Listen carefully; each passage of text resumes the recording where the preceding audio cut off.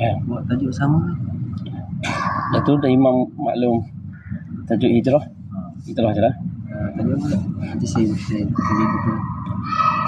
Tajuk peristiwa hijrah baginda Rasulullah.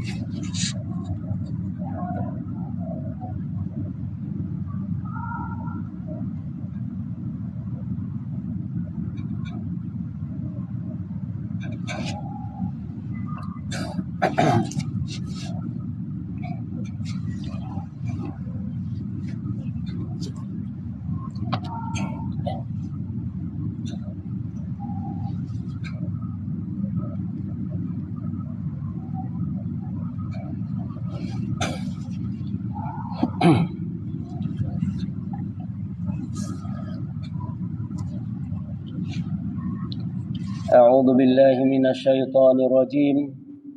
بسم الله الرحمن الرحيم. السلام عليكم ورحمة الله تعالى وبركاته. إن الحمد لله الذي نحمده ونستعينه ونستهديه ونشكره ونعوذ بالله من شرور أنفسنا ومن سيئات أعمالنا. من يهد الله فلا مضل له ومن يضلل فلا هادي له وأشهد أن لا إله إلا الله وحده لا شريك له ولا مثيل له ولا ضد ولا ند ولا هيئة ولا صورة ولا شكل ولا مكان له. وأشهد أن سيدنا وحبيبنا وعظيمنا وقائدنا محمدا عبده ورسوله صلى الله عليه وسلم وعلى آله وصحبه الطيبين الطاهرين. اللهم علمنا ما جهلنا يا رب العالمين. Hadirin muslimin muslimat yang dirahmati oleh Allah Subhanahu wa taala, tuan-tuan yang dirahmati oleh Allah Subhanahu wa taala, pada mukaddimah ini di awal kuliah kita pada malam ini, setelah kita alhamdulillah solat maghrib bersama-sama, marilah kita membaca, mungkin tuan-tuan dah baca tadi, jadi insya-Allah kita sebut yang warid daripada baginda Rasulullah sallallahu alaihi wasallam, yang mana di antara adat dan bacaan yang dibuat oleh sahabat Rasulullah yang warid daripada sahabat baginda Rasulullah sallallahu alaihi wasallam, yang mana sahabat Nabi mereka kalau masuk di awal bulan Hijri, maka atau kadang-kadang di awal bulan atau di awal tahun Hijri, maka mereka akan buat doa, dan doa itu seperti ini, iaitu mereka sahabat-sahabat Nabi buat doa dan mereka baca, Allahumma adkhilhu alaina bil amni wal iman was salamati wal islam wa jiwarim minasy syaitan wa ridwanim minar rahman. Jadi kita akan sama-sama baca dan apa tu para jamaah boleh aminkan. Bismillahirrahmanirrahim. Allahumma adkhilhu alaina bil amni wal iman was salamati wal islam wa jiwarim minasy syaitan wa ridwanim minar rahman. Ya Allah, ya Tuhan kami, masuklah kami ke tahun hijrah yang baru ini dengan keamanan dan keimanan dan keselamatan dan Islam, dan jauhkan kami daripada syaitan, dan berikan kepada kami redha daripada Tuhan yang bersifat dengan Rahman.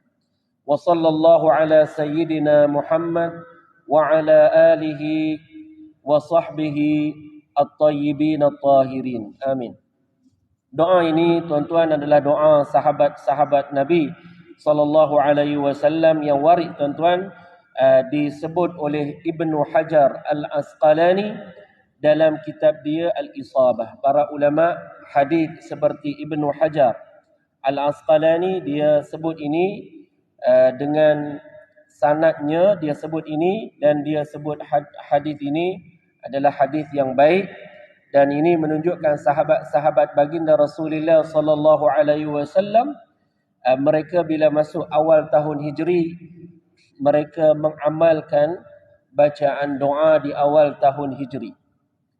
Tuan-tuan yang dirahmati oleh Allah Subhanahu wa taala, Allah taala berfirman di dalam Al-Quran, illa tansuruhu faqad nasarahu Allah إذ أخرجه الذين كفروا ثاني اثنين إذ هما في الغار إذ يقول لصاحبه لا تحزن إن الله معنا.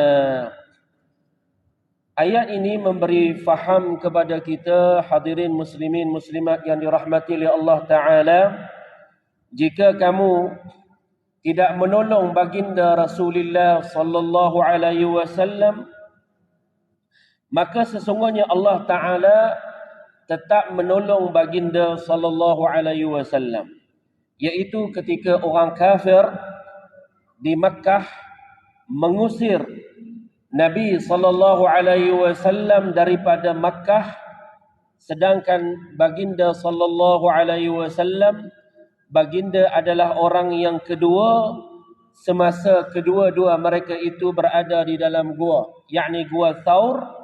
Dan ketika baginda berkata kepada sahabatnya, yakni Sayyiduna Abu Bakar radhiyallahu an, kata baginda sallallahu alaihi wasallam, la tahzan innallaha ma'ana, jangan sekali-kali kamu bersedih. Innallaha ma'ana maknanya innallaha nasiruna, sesungguhnya Allah Ta'ala maha membantu kita. Makna innallaha ma'ana kata ulama, maknanya Allah Ta'ala senantiasa membantu kita. Hadirin muslimin muslimat yang dirahmati oleh Allah, saban tahun kita didatangi alhamdulillah, dan tahun ini tahun Hijri yang baru, alhamdulillahirabbil alamin, maka kita mengingatkan hijrahnya baginda Rasulullah sallallahu alaihi wasallam. Baginda berhijrah, yang hijrah yang pertama itu hijrah sahabat Nabi sallallahu alaihi wasallam ke Ethiopia, ke Habasyah, dan hijrah yang kedua itu yang melibatkan baginda Rasulullah sallallahu alaihi wasallam. Adapun hijrah yang pertama tidak melibatkan baginda sallallahu alaihi wasallam dalam penghijrahan tersebut, tetapi dalam hijrah yang kedua itu melibatkan Nabi kita sallallahu alaihi wasallam. Nabi di awal baginda sallallahu alaihi wasallam menjadi nabi, Allah Taala memerintahkan baginda supaya mengajak kaum kerabat Nabi, sahabat-sahabat dia yang terdekat, kaum kerabatnya yang terdekat, keluarganya yang terdekat, seterusnya masyarakat Arab pada ketika itu, Quraisy, supaya mereka memeluk agama Allah Subhanahu wa taala. Nabi mula melakukan dakwah, dan Nabi sallallahu alaihi wasallam di tengah-tengah golongan musyrikin Arab pada ketika itu, baginda sallallahu alaihi wasallam telah pilih di satu tahun sekali tuan-tuan, masyarakat Arab mereka akan berkumpul. Mereka akan berkumpul ramai-ramai di kawasan Kaabah. Di kawasan ini, di saat ini baginda sallallahu alaihi wasallam datang, dan Nabi diminta supaya sampaikan dakwah kepada masyarakat musyrikin pada ketika itu. Maka Nabi datang kepada mereka. Nabi sallallahu alaihi wasallam di awalnya, Nabi bila jumpa mereka, Nabi sallallahu alaihi wasallam bersabda, ya ayyuhan nas, qulu la ilaha illallah tuflihu.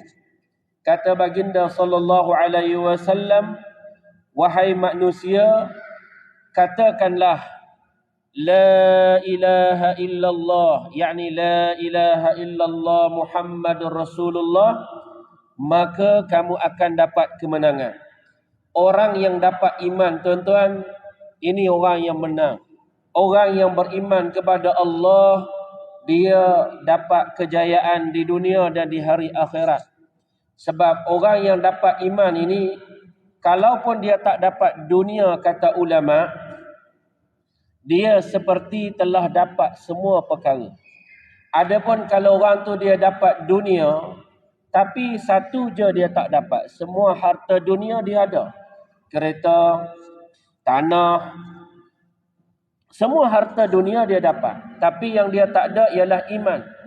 Maka kata ulama kita, orang ini dia seperti tak dapat apa-apa. Kalau dia dapat iman, orang ni macam dia dah dapat semua benda dalam hidup dia. Dan orang yang dapat iman ini dia berjaya di dunia ini dan di hari akhirat. Nabi kita sallallahu alaihi wasallam di awal Nabi mengajak manusia supaya peluk Islam, Nabi memperkenalkan agama ini yang ia adil, maka menolak secara segala kezaliman yang berlaku di zaman jahiliyah dengan pembunuhan anak perempuan, dengan dengan dikastakan manusia pada ketika itu, yakni kezaliman yang berlaku di zaman jahiliyah. Bila datangnya Islam, bila datangnya Rasulullah dan diajarnya Islam yang ia datang dengan keadilan, diajarnya ihsan, diajarnya akhlak yang mulia. Nabi diutuskan dengan akhlak yang mulia. Nabi kita menyeru manusia supaya melakukan kebaikan, dan Nabi kita sallallahu alaihi wasallam menegah supaya seseorang itu menjauhi kemungkaran. Maka di saat ini, tuan-tuan yang dirahmati oleh Allah Subhanahu wa taala, peluk Islam orang yang orang yang Allah taala kurniakan taufik dalam hatinya, dan lari daripada Islam orang yang mendapat khizlan daripada Allah, orang yang tidak diberi taufik oleh Allah Subhanahu wa taala. Bila datang Nabi ini, tuan-tuan, manusia mula berpecah.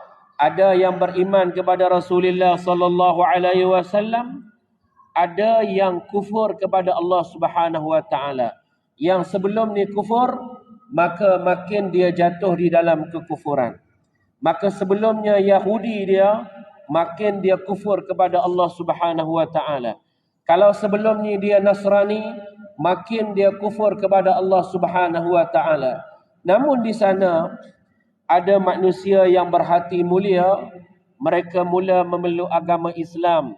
Dan di antara yang terawal memeluk agama Islam ialah Sayyiduna Abi Bakrin As-Siddiq radhiyallahu an. Orang yang pertama memeluk agama Islam ialah baginda Nabi kita sallallahu alaihi wasallam, ialah Sayyiduna Abi Bakar radhiyallahu an, yang dia memeluk agama Islam dengan baginda Rasulullah sallallahu alaihi wasallam. Kemudian ini di kalangan orang-orang dewasa, Sayyiduna Abu Bakar. Ini di kalangan orang-orang yang dewasa, di antara kibar. Adapun di kalangan kanak-kanak, masa itu lelaki kanak-kanak ini berusia 13 tahun. Orang yang mula-mula sekali memeluk Islam dari kalangan kanak-kanak, iaitulah Sayyiduna Ali bin Abi Talib. Manakala yang pertama di kalangan wanita yang di awal mendukung dakwah baginda Nabi kita sallallahu alaihi wasallam ialah Khadijah bintu Khuwailid.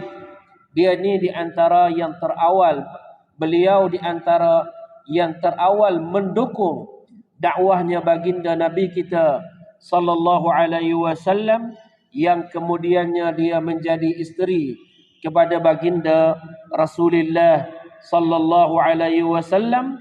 Kemudian masuk Islamnya Sayyidina Umar bin Al-Khattab, hingga Nabi kita sallallahu alaihi wasallam sebut dalam hadis, Allahumma a'izzal Islam bi umaraini. Ya Allah, maka muliakan agama Islam ini dengan salah seorang daripada Umar, daripada dua orang Umar. Maka yang dimustajabkan doanya jatuh kepada Sayyidina Umar radhiyallahu an. Maka Sayyidina Umar, dia telah memeluk agama Islam.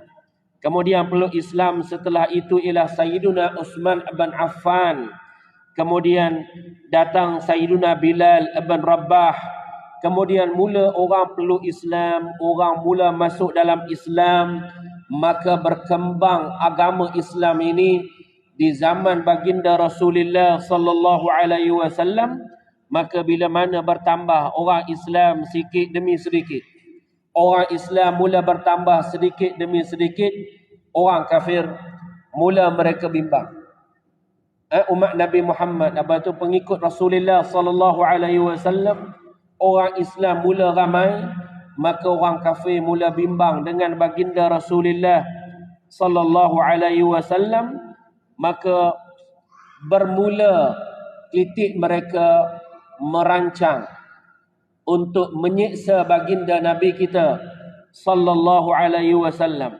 Mereka menyiksa para sahabat baginda sallallahu alaihi wasallam yang Islam.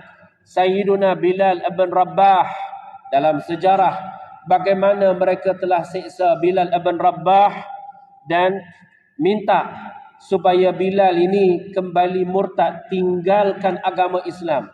Tetapi hati seorang yang macam Bilal bin Rabah ini, iman dia seperti gunung, besarnya seperti gunung. Dengan penyiksaan pada jasadnya ini tidak menjejaskan keimanan yang utuh yang ada di dalam hati Sayyidina Bilal bin Rabah. Sehingga setiap kali disiksa, dia kata Al-Ahad, Ahad, Ahadul Ahad, Ahadul Ahad, Allah yang Maha Esa, Allah yang Maha Esa.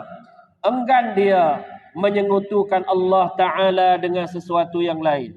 Enggan dia mengiktiraf ketuhanan selain daripada Allah Subhanahu wa Ta'ala. Setelah seseorang itu mengecapi iman kepada Allah Subhanahu wa Ta'ala, sukar lagi untuk dia dapati ganti yang lebih baik daripada Islam ini. Maka Sayyidina Sayyidina Bilal bin Rabah, dia bertahan. Masya Allah tabaraka wa ta'ala. Begitu sahabat Nabi SAW mula ramai orang yang memeluk Islam, sehingga pada ketika itu disiksanya Sumayyah dan ditangkapnya Sumayyah. Mereka minta Sumayyah supaya murtad, supaya menyembah selain Allah Subhanahu wa Ta'ala. Ditikamnya Sumayyah, digoresnya perut Sumayyah sehingga dia meninggal dunia. Jadilah dia dalam umat Nabi Muhammad orang yang pertama syahid mempertahankan agamanya. Seorang perempuan yang dhaif, perempuan dhaif yang lemah, tapi dalam mempertahankan agamanya lebih hebat daripada lelaki-lelaki yang perkasa. Maka tuan-tuan yang dirahmati oleh Allah Subhanahu wa Ta'ala, penganiayaan dan kezaliman mula semakin keras ke atas umat Nabi Muhammad ketika itu, ke atas orang Islam, ke atas sahabat Nabi sallallahu alaihi wasallam. Maka Nabi kita sallallahu alaihi wasallam mula minta para sahabat berhijrah dan buat hijrah yang pertama, iaitulah ke negara Habasyah. Pergi ke negara Habasyah. Dan ketika ini tuan-tuan, di Habasyah ini ada seorang lelaki yang ketua di Habasyah, namanya Ashamatan Najashi. Ini yang terkenal, yang direkod di dalam sejarah, seorang lelaki namanya Ashamatan Najashi. Maka penghijrahan pertama ini tidaklah bersama Nabi kita sallallahu alaihi wasallam. Nabi tetap berada di Makkah pada ketika itu dengan kemaslahatan yang perlu Nabi buat di sana. Maka Nabi minta sahabat-sahabat berhijrah ke Habasyah. Dan hijrah yang pertama ini adalah lebih kurang 80 orang sahabat pergi ke negara Habasyah, negara Ethiopia pada ketika itu. Dan bersama-sama dengan sahabat itu Uthman bin Affan, bersama dengan sahabat itu Ja'far dan sahabat-sahabat yang lain, Uthman bin Affan, Ja'far bin Abi Talib radhiyallahu anhuma. Bila mana sampai di Habasyah, mula orang nak siksa, mereka telah hasut Ashamatan Najasyi supaya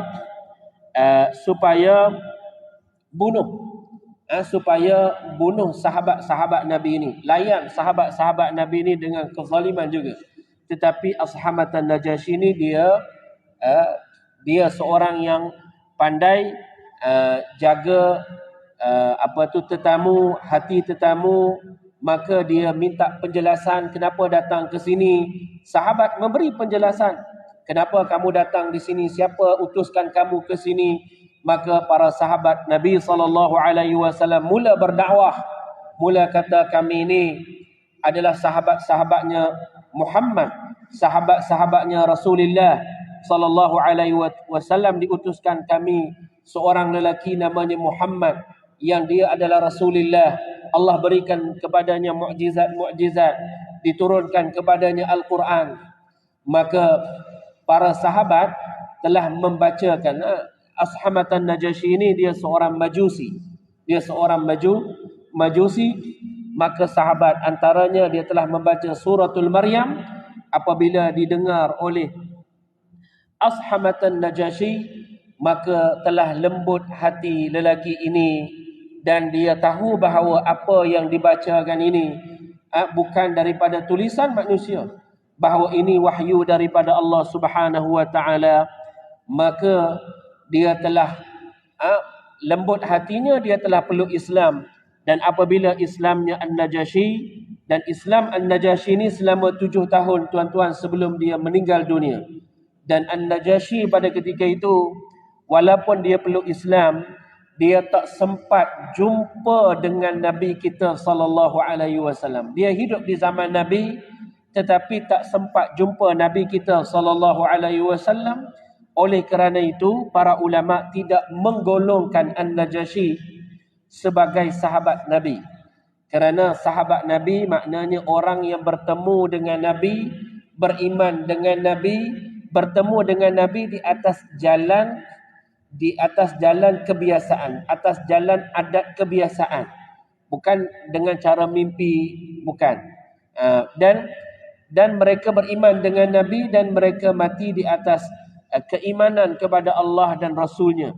Maka ini Nabi. Adapun An-Najasyi, dia tak sempat jumpa dengan baginda Rasulullah, dan antara sebab yang disebut oleh para ulama, kerana kalau ditinggalkan negara Habasyah pada ketika itu, orang kafir akan ambil kerajaan Habasyah pada ketika itu. Oleh kerana maslahat ini, maka dia tak dapat jumpa baginda Rasulullah sallallahu alaihi wasallam. Namun apabila wafatnya An-Najasyi rahimahullahu taala wa radhiyallahu an, maka Allah taala wahyukan kewafatan beliau ini kepada Rasulullah. Baginda diwahyukan kepada baginda wafatnya beliau. Maka Nabi bangun. Nabi kata kepada sahabat-sahabat, mata al-yawm rajulun salih. Nabi kata, mata al-yawm rajulun salih, mati pada hari ini seorang lelaki yang salih. Faqumu wa sallu ala akhikum Ashamah, maka bangunlah kalian dan salatlah ke atas seorang lelaki yang namanya Ashamah, yang maksudnya Ashamatun Najasyi, yang dia Raja Habasyah yang telah peluk Islam dan telah elok keislamannya, sehingga kata ulama, sara waliyan min awliyaillahi tabaraka wa ta'ala, sehingga dia menjadi wali dari kalangan awliya Allah Subhanahu wa ta'ala. Kita Ahlus Sunnah wal Jamaah, kita meyakini kewujudan anbiya, kita meyakini kewujudan para awliya. Dalam kitab Farqu Bainal Firaq menyebut, kita Ahlus Sunnah sepakat bahawa adanya para anbiya dan adanya para awliya. Dan ada bagi para anbiya itu mukjizat, dan ada bagi para awliya itu karamah. Ini ijma', tak ada khilaf di kalangan para ulama tentang perkara ini.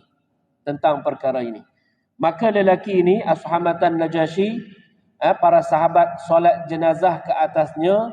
Solat ini disebut dia dengan solat ghaib. Hari ini kan, kalau jenazah itu telah sempurna dimandikan, maka boleh kita dari jauh buat solat ghaib. Maka boleh buat solat ghaib itu dalilnya daripada mana?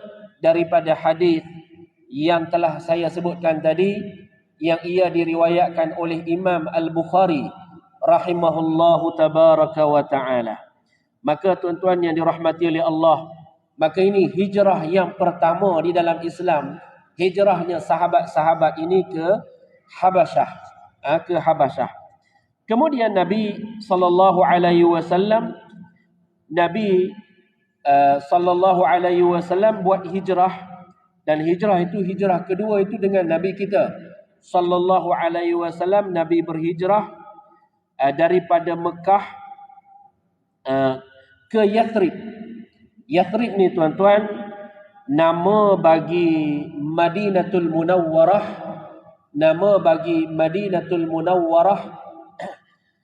Sebelum ditukar namanya dengan nama Madinatul Munawwarah, namanya dulu ialah Yathrib.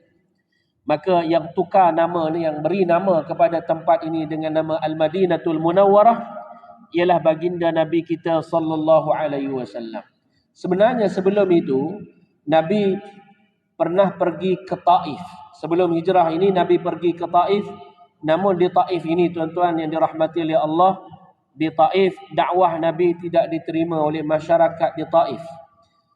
Dan masyarakat di Taif ini, mereka telah hantar kepada Nabi kanak-kanak dan orang gila. Maka mereka upah mereka supaya dipukulnya baginda, dicampakkan Nabi dengan batu sehingga berdarah di gigi baginda sallallahu alaihi wasallam, dan juga sehingga berdarah kaki baginda Rasulullah sallallahu alaihi wasallam. Sehingga datang Malakul Jabal, datang malaikat malaikat bukit. Maka malaikat bukit ini bagi offer kepada Nabi kita sallallahu alaihi wasallam, bagi tahu kepada Nabi, kalau kiranya Nabi inginkan, kalau kiranya Nabi mahu, maka dia boleh sahaja himpitkan dua bukit kaum Taif ini, supaya hancur kaum Taif ini. Macam mana kaum Thamud itu hancur, macam mana kaum Ad itu hancur. Maka Nabi bila dengar ini, Nabi kata, la arju an yakuna min aslabihim man ya'budullah. Nabi kata, jangan dibuat macam itu. Nabi tak nak umat Nabi Muhammad itu jadi macam kaum Thamud itu dihancurkan semuanya. Kaum Ad dihancurkan semuanya. Nabi minta ini tidak berlaku. Dan Nabi kata, jangan buat macam ini. Nabi kata, saya mengharapkan akan datang daripada zuriat-zuriat mereka setelah ini, dari kalangan orang-orang yang menyembah Allah Subhanahu wa taala. Dan memang tuan-tuan di Taif setelah itu mereka menyembah Allah Subhanahu wa taala sehingga hari ini melata orang Islam di kawasan-kawasan Taif ini. Dan Nabi tuan-tuan yang dirahmati oleh Allah Subhanahu wa taala, Nabi buat hijrah ke Yathrib, ke Madinatul Munawwarah. Nabi sallallahu alaihi wasallam pilih antara sahabatnya yang nak bersama dengan Nabi berhijrah ke sana, iaitulah Sayyiduna Abu Bakar radhiyallahu an. Dan hijrahnya Nabi sallallahu alaihi wasallam di sini ialah dengan perintahnya Nabi kita sallallahu alaihi wasallam. Nabi berada di Mekah selama 13 tahun, Nabi berada di Madinah selama 10 tahun. Nabi berdakwah tuan-tuan yang dirahmati oleh Allah selama 23 tahun. 10 tahun di Madinah, 13 tahun Nabi menyeru manusia di Mekah supaya mentauhidkan Allah dan meninggalkan kesyirikan. Di sini penting, dan ini sangat penting untuk saya katakan di sini, apa yang dipesan, yang ditekankan oleh ulama hijrahnya Nabi ini ialah dengan perintah Allah. Nabi bukan berhijrah daripada Mekah ke Madinah kerana Nabi pengecut. Tak betul kita sifatkan Nabi takut dengan orang kufar. Lalu Nabi pengecut, tak nak berhadapan dengan mereka. Lalu Nabi jadi pengecutlah hingga Nabi lari ke Madinatul Munawwarah. Kita tak boleh sifatkan Nabi dengan sifat yang macam ini. Hijrah Nabi bukan hijrah pengecut. Tidak. Bukan hijrah seorang pengecut lari daripada golongan musyrikin pergi ke Madinah. Tidak. Pertamanya hijrahnya Nabi kita sallallahu alaihi wasallam adalah dengan perintah Allah Subhanahu wa taala. Dan baginda Rasulullah sallallahu alaihi wasallam, Nabi kita sallallahu alaihi wasallam, apabila datang golongan musyrikin kepada Nabi sallallahu alaihi wasallam, orang musyrikin mereka telah wakilkan Abu Talib. Kerana Abu Talib ni pak saudaranya Nabi. Maka orang musyrikin cakap kepada Abu Talib, pesan kepada Nabi Muhammad, katakan kepada anak saudara kamu. Ini kata orang musyrikin kepada Abu Talib. Cakap kepada anak saudara kamu, yakni Nabi Muhammad, jika dia nak kemuliaan, kami bagikan kepadanya kemuliaan. Dia nak apa? Kalau dia nak harta, kami jadikan dia orang yang paling kaya. Kalau dia nak isteri yang cantik, maka kami berikan yang paling cantik dari kalangan kami. Kalau dia nakkan tahta, maka kita jadikan dia ketua kepada kami. Dia nak apa? Maka Abu Talib datang jumpa Nabi sallallahu alaihi wasallam, maka dia kata ini kepada Rasulullah sallallahu alaihi wasallam. Dengar bagaimana orang yang berani, bagaimana asja'u khalqillah, yang paling berani di dunia ni. Tak ada dah yang paling berani di kalangan manusia melainkan Nabi kita sallallahu alaihi wasallam. Tak ada dah manusia yang paling berani Nabi Muhammad sallallahu alaihi wasallam. Buktinya bila musyrikin kata macam ini, apa kata Rasulullah?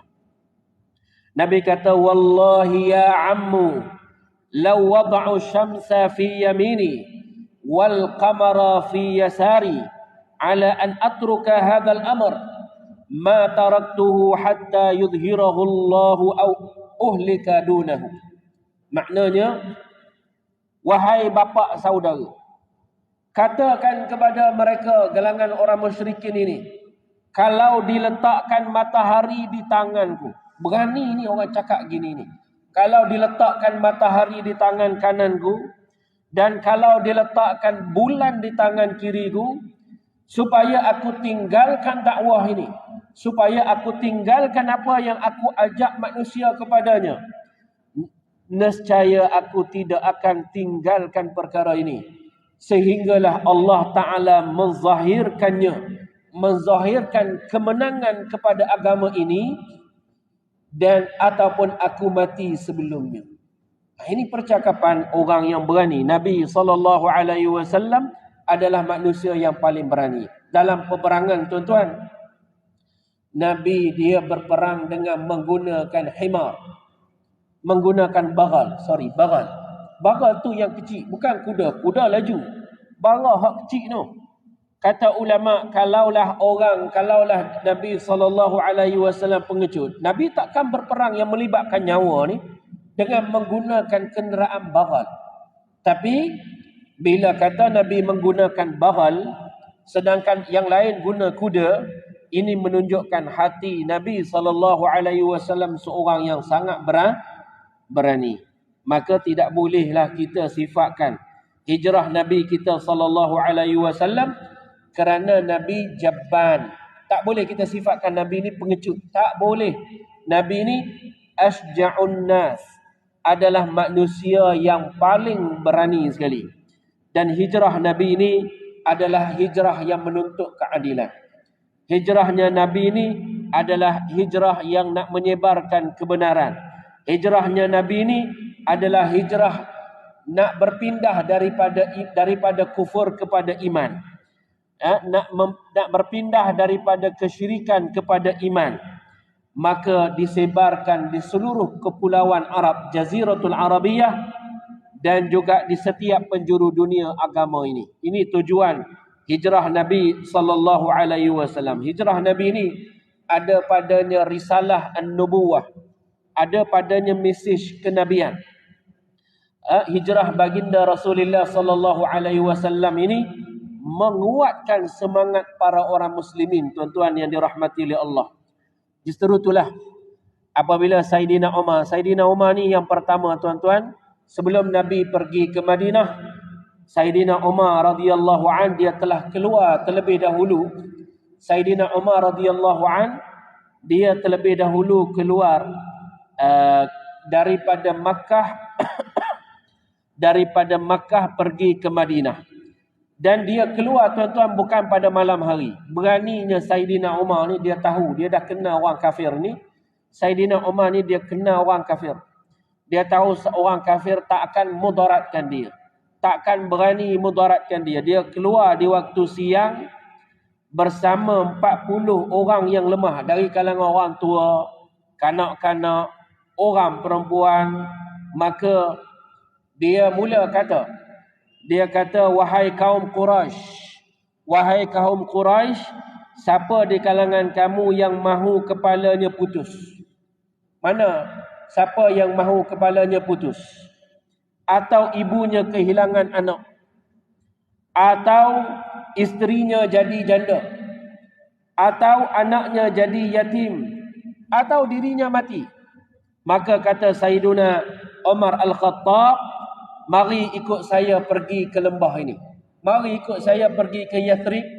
Mari ikut saya pergi berhijrah ke Yathrib, ke Madinatu Al-Munawwarah. Maka Nabi SAW, baginda di awal sebelum hijrahnya Nabi, yang pertamanya Sayyidina Umar pergi ke Madinah. Kemudian setelah itu barulah baginda Rasulullah sallallahu alaihi wasallam. Dan tuan-tuan yang dirahmati oleh Allah Subhanahu wa taala, Nabi sallallahu alaihi wasallam bawa Sayyidina Abu Bakar dalam perjalanan. Sayyidina Abu Bakar tak tenang duduk, sekejap di kanan, sekejap di kiri, sekejap di belakang, sekejap di depan. Kenapa, tuan-tuan? Kerana dia bimbang, kalau datang serangan daripada orang kafir dari belakang, kena dia dulu, bukan kena Nabi. Kalau daripada tepi, kena dia dulu, bukan kena Nabi. Daripada depan, dia pergi depan, supaya kena dia dulu, bukan kena Nabi. Ini para sahabat cintanya kepada Nabi SAW. Bukan hanya dia keluarkan harta di jalan Allah, tapi dia sanggup perdagangkan nyawanya demi cinta kepada Rasulullah SAW. Betapa besarnya iman Sayyidina Abu Bakar. Bagaimana dia di Gua Thur, kemudian bersama dengan Nabi sampai ke Madinatul Munawwarah. Disambut di Madinatul Munawwarah, Nabi bina Masjid Al-Quba. Nabi SAW bina masyarakat Islam di Madinatul Munawwarah. Dan tuan-tuan, hijrahnya Nabi penuh dengan pengajaran.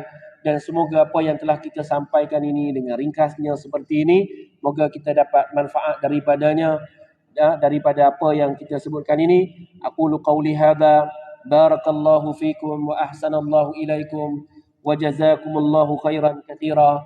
Assalamualaikum warahmatullahi wabarakatuh.